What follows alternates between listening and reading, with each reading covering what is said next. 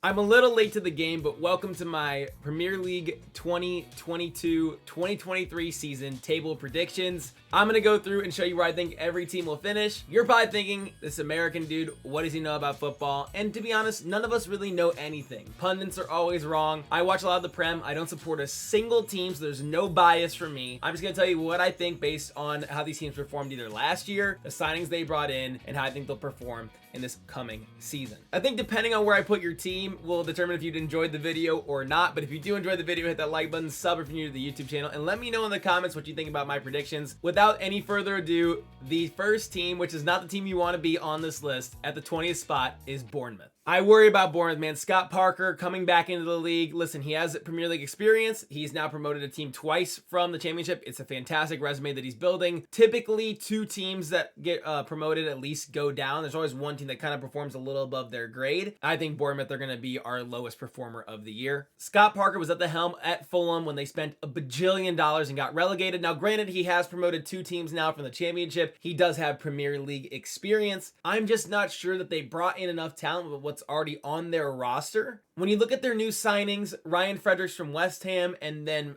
from Middlesbrough, Marcus Tavernier, there's some talent, but nothing that really pops off the page. I worry about Scott Parker, the best dressed man in the Premier League. He will be back again. I think they're going down. At the 19th spot, we have Nottingham Forest. Now, Nottingham Forest have made a ton of moves. Jesse Lingard, Neco Williams, Niakate from the Bundesliga as well. They've brought in a lot of talent, which makes me think that they're really giving it a go. I just wonder, with the amount of people they've brought into the team, will it all gel by the time the Premier League season is done to the point where they can get out of the relegation zone? I don't believe that's going to be the case. I think two teams always struggle to survive, Nottingham Forest, and for me, Bournemouth are on their way out. In the 17th spot, this one hurts me as a fellow American, I have Leeds. Now listen, I want nothing more for Jesse Marsh and the boys to succeed. All the Americans, Tyler Adams, Aronson coming into the team. I want this team to succeed. I want an American influence in the Premier League. Of course, there's maybe your little bias for me, but I am worried. I'm not sure that he is a manager capable of sustaining an entire Premier League season. I'm not sure with the losses of Rafinha and Calvin Phillips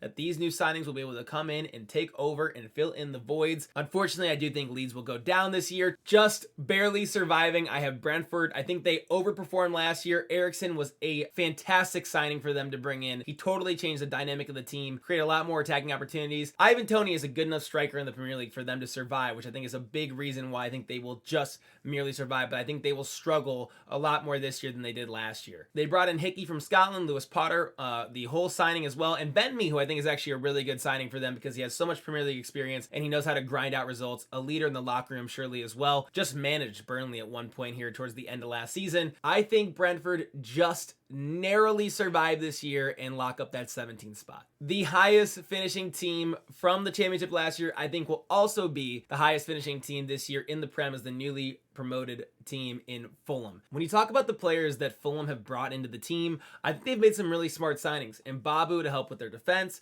Pereira, who's a dynamic attacking midfielder who I think could be really helpful, the former Manchester United man. I think more importantly, Bernd Leno could be a huge signing for them. He was Arsenal's main goalkeeper for a number of years before they brought in Ramsdale. I think Leno still has something left in the tank. I just feel like they have enough pieces to survive. Any newly promoted team that finishes 15th or 16th in the Premier League in their first season is basically overachieving. If you're a Fulham fan, you will take that every day of the week. I think Fulham finished 16th. In our 15th spot, I have Wolves. Wolves have always held on. They've had some really great seasons, top 10 finishes in the Premier League recently, but I do feel like their decline is eventually coming, if not happening this year. They're always grinding out results. There's a rumor they might lose Connor Cody. If they lose Cody, I think that's a big loss. They already lost Roman Saiz in their backline as well. They brought in Nathan Collins, which I think is a decent signing too, but I'm not sure that the Portuguese mad lads of the Prem can continue to grind out results and finish where they are. I think their decline, which I think will happen over a number of years, will start this season. I think they're almost going to turn to the Burnley of the Prem again in terms of a team that grinds out results,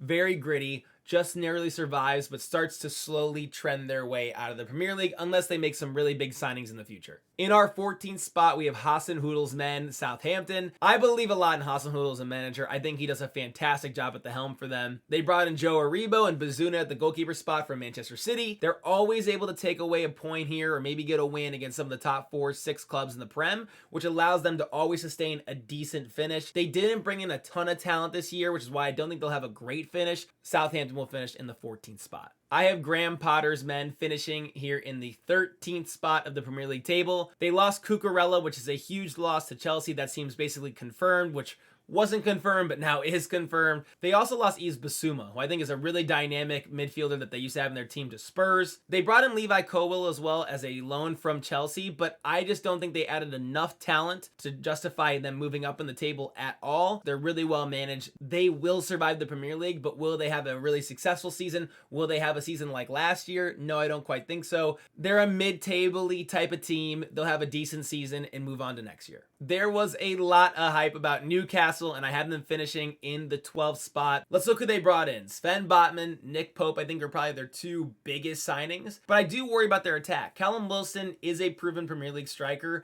but is he enough for them to be where some people are predicting they'll be like an 8th or 7th place team? No. St. Max is really dynamic as well. They have some young talent and some creative players. Do I think they did enough to potentially move way higher in the table? No. I think that this is a stepping stone season for them where they're not going to be terrified about being relegated the entire year. I could see them finishing anywhere between 10 and the 12th spot this season, which is a great season coming off the back of what was a disaster last year. I just don't see their run of results at the end of last year continuing through the entire Premier League season. They'll finish here in that kind of 10 to 12 range, and I think it'll be a successful season for Newcastle that they can build on for the future. This one might shock you. I have Everton in the 11th spot. I am terrified about this prediction. I think they could be relegated. I think they could finish this high, maybe a little bit higher. I have no idea what to think about Frankie Lampard. I have no idea who they're going to bring in. Idrissa Gana Gueye seems like a signing they're going to make. They already brought in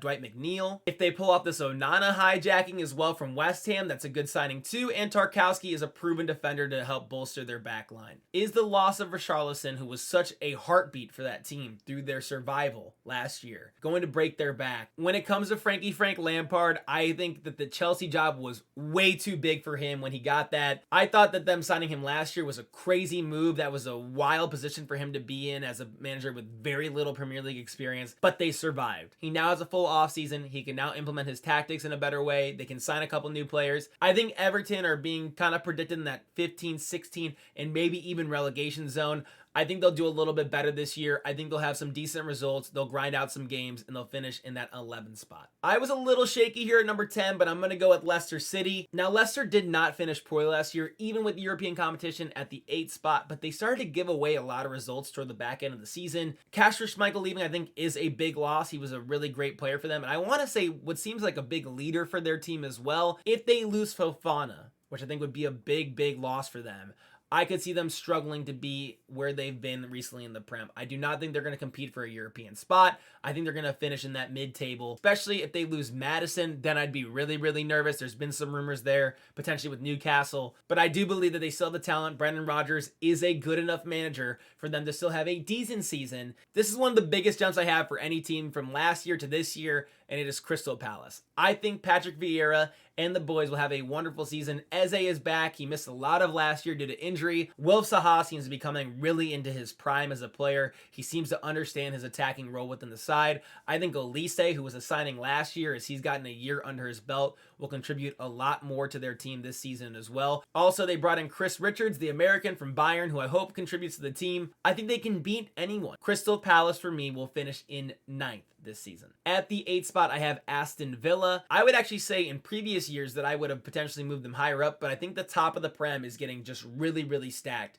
and strong as the years are going on. I really think they have a lot of talent. I believe in Stevie G as a manager as well. Coutinho is a stunning player for them to have for a full season now. I love the Diego Carlos signing at the back. They just have a lot of balance to their midfield and their attack. Ramsey, Watkins, Coutinho, Carlos. I love Douglas Luiz, McGinn. They just have a lot of really solid proven Premier League players. Especially under a year now of Stevie G's tutelage, I think they will definitely grow in the season, and they finish in that 8th spot. Welcome to the Conference League, Manchester United. If you're a Man U fan and you're watching this right now, I don't even think you know what you're going to get from your team. Will Ronaldo even finish at Manchester United this season? You cannot take away what Ten Hag has done at Ajax, not only in the league, but in their European competition runs. in the Champions League, especially in the group stage last year. I think they were maybe the highest scoring team, and then they had that brilliant run years ago where they beat Real Madrid, Juventus. Ten Hag is clearly a talented manager that can get a lot out of young players. The problem is Manchester United are just so inconsistent. They can look brilliant one day and then look awful the next, and I do feel like the culture in their locker room won't change in a season. They have raw talent at the end of the day. They will finish and win some big games. Do I believe that they will be a top 6 team this year? No. I think the teams at the top of the Premier League are just getting better and better and better. And I wouldn't say that Manchester United have gotten better this year. There are just too many question marks for me to just put Manchester United higher on the list because their name is Manchester United. As a result, I have them finishing 7th. This one will get a little controversial, but they've been vying for this position for a while. Last year, they finished just 2 points behind Manchester United. And I think with their signings, West Ham will finish in the 6th spot of the Premier League table this year. I watch a ton of Serie A football as a Juventus fan. Many of you probably do not. Scamacca is talented. I really think he can get the job done. Granted, they did fumble with Sebastian Haller in the past. I do believe Scamacca can come in and play a big role in his first season for West Ham. If I pronounce his name wrong, I think it's Aguerd is the defender they brought in, I believe, from Lens, who I think will help their backline a little bit. West Ham have kind of been in that 6-7 range for a long time. They've made some strong signings to bolster their team. They truly believe in David Moyes, which why not? He's been a phenomenal manager for them recently. I believe they finished in the 6th spot. Just missing out on the top 4, I have Chelsea. If it wasn't for Barcelona, who knows where I would have put Chelsea. Barcelona have snatched away signings from Chelsea all summer long. They still have made a lot of big signings. They've still splashed a ton of money. Raheem Sterling is a massive move. Kula Daddy as well, welcome to the team, who's a great signing at center back. I believe he's a phenomenal defender that Chelsea fans will really enjoy watching. I think they really overspent on Cucurella. I'm hearing like 60 million for Cucurella, which seems insane to me. He's a talented player, but I don't think he's 60 million worth of a player. Nonetheless, I think Chelsea are still struggling to figure out what their defensive identity is. Rudiger is a huge loss for them, and I also don't think they really understand what their attacking mentality is either. Will they figure it out over the course of the season? Yes, but I think the top 5 of the Premier League is so strong right now that unfortunately Chelsea will just miss out. In our first team of the top 4, I have Conte's men, Tottenham Hotspur. Tottenham have finally decided to invest behind a manager. Yves Bissouma, Perisic, Richarlison, Spence, they've made some really big signings. Conte's a maniac. The dude's out of his mind. He will probably kill these players trying to get the best results from them, which I believe a top 4 finish is still fantastic for Spurs. Kane and Son are 2 of the best attacking players in the entire Premier League, and I think they will flourish under Conte. I think between Arsenal and Spurs, there's going to be a battle back and forth here for this position, but I think at the end of the day, Spurs finish 4th. At number 3, and maybe it's because I'm watching the All or Nothing documentary, I'm bought in. I think Arsenal will finish in 3rd in the Premier League this season. As a young team last year, they grew substantially from almost being a relegated type of team to then flying into the top half of the Premier League table. I love their signings, especially Gabby Jesus and Zinchenko. Jesus seems to be flying for them. Do I think Jesus keeps up the goal-scoring pace he showcased in the preseason games? No. But do I think Jesus is a really talented player that contributes to the high level for them? 100%. Smith Rowe will continue to develop as a player. Saka's fantastic. Their backline will continue to gel together. Ramsdale seems like a future star goalkeeper in the Premier League as well. I just feel like the young guns are going to get it done this year, have a really strong season, and finish in that 3rd spot. So here we go. Every year we've been asking the same question for what feels like forever. Is it Liverpool? Is it City? Is it Liverpool? Is it City? And I think for the first time since the Fergie days, Manchester City win the Premier League 3 times in a row. I don't understand the Calvin Phillips signing at all. I don't think they even needed him as a player unless they're trying to move on from Rodri in the future. But I do think Erling Haaland will perform incredibly well at the Premier League level. They have experimented with so many different players up top, and now they finally have a solidified striker. Plus, they have Alvarez. They've made a lot of big signings. I think that striker position really becoming more solidified for Pep and Manchester City will once again carry them to the top. I do also believe that Darwin Nunez is going to be fantastic. I just think Mane is a huge loss. I know Diogo Jota has similar goal scoring runs, but he just doesn't play the same way. Mane's work rates are totally different than Jota. Mane's just such a more dynamic player than Diogo Jota. Luis Diaz looks like he could totally fill in a great role for them. I just think with their adjustments up top, how will Bobby Firmino fit into all of it? I think Liverpool will still be incredible. This will be decided by maybe as many as 6 points total. I would think maybe more between that 2 and 4 point total. But nonetheless, Manchester City, I believe, will finish your Premier League winners. How did I do? Let me know in the comments below if you enjoyed this video. We'll do a mid-season recap and an end-of-season recap to see how I'm doing in my predictions. If you enjoyed the video, hit that like button, sub if you're new to the YouTube channel, and we'll catch you for another video another day. Peace.